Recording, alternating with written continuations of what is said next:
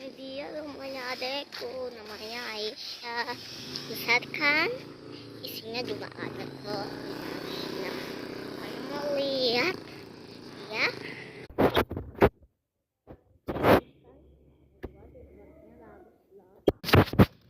Tapi masih ada tempatnya sih. Tuh, kan ada juga belakang.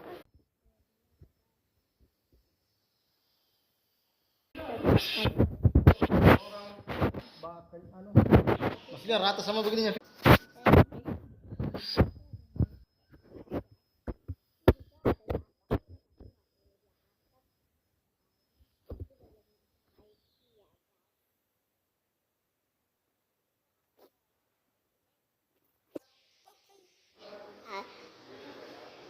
Gimana ya Pak tiganya nanti?